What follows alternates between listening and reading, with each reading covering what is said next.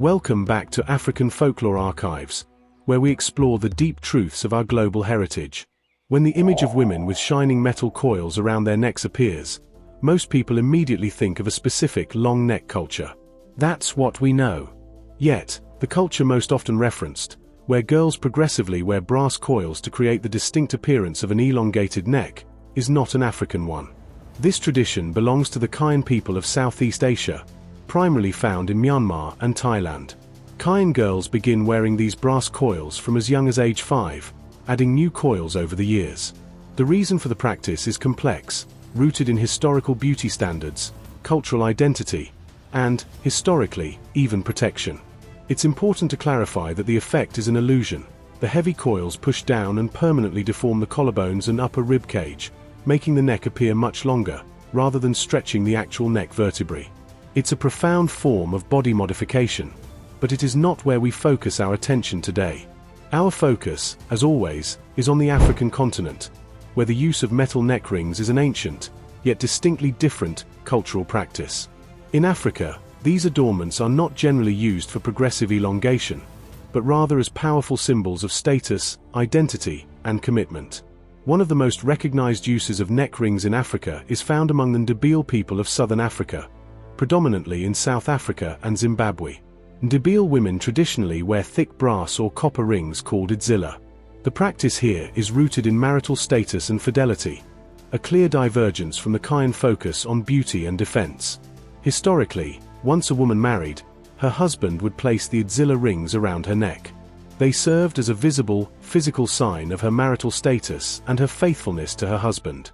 The number and weight of the rings were also a direct reflection of the family's wealth and status.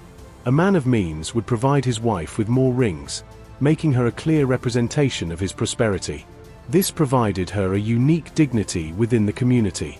Unlike the Asian tradition, Ndebele women's rings are typically worn as heavy, individual ornaments. They do not involve the permanent modification or progressive stretching of the neck or collarbone to achieve an elongated effect. Historically, the commitment was such that these rings were rarely, if ever, removed until the husband's death, though this practice has become less common in modern times. Think about the significance of this commitment. What objects in your own family or spiritual life carry such profound weight and symbolize an unbreakable vow? Drop a comment below and let us know where you are watching from and how you are doing today. In Central Africa, especially among groups like the Teke in the Democratic Republic of Congo, neck rings had a more utilitarian, yet equally powerful, symbolic role. Among the Teke and other Congo Basin people, such as the Babanji and Luba, large neck rings were historically worn by women as a display of storable wealth. These large rings were fashioned from valuable metals like copper and brass. Unlike modern banking, a woman's wealth was quite literally visible and portable, worn on her body. The rings acted as a form of liquid asset, a safe investment that represented the security and wealth of her family or her husband. This practice was particularly prominent among the wives and female relatives of chiefs, kings, or highly successful wealthy traders. It was a clear, authoritative statement that the wearer belonged to a powerful, affluent lineage, showcasing the prosperity of her people. The sheer weight and precious metal content of these ornaments demonstrate that they were much more than just jewelry. The commitment was deep, both financially and symbolically. This contrast between the Ndebele's vow of fidelity and the Teke's portable bank account shows the powerful diversity of African cultural practices, even when similar items, like metal neck rings, are used. In both cases, the rings were a display of status and identity, but their primary purpose, spiritual or economic, was distinct. This rich use of metal ornamentation speaks to the sophistication of African societies, where cultural objects carried multiple layers of meaning, from marital status and social rank to financial stability and spiritual commitment. It proves that the history of the neck ring is far richer than any single, mistaken generalization suggests. What other topic in African history or folklore do you think is currently misunderstood or baffles you the most? State it in the comments below, and I will research it and make a video on it. We have explored how the image of the long neck culture is often mistakenly assigned to Africa, when in fact, the most famous practice belongs to the Kayan people of Asia.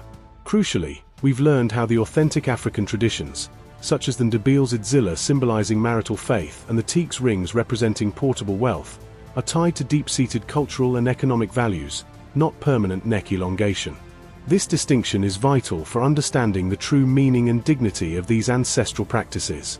Now, which of these two African cultural uses for neck rings, the Ndebele's sign of fidelity or the Teke's portable wealth, do you find the most intriguing display of a culture's core value?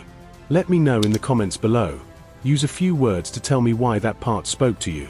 If this story touched your spirit, please like, comment, and subscribe. Your subscription is a direct support for this channel, and it means the world to me as my channel is still young and trying to grow.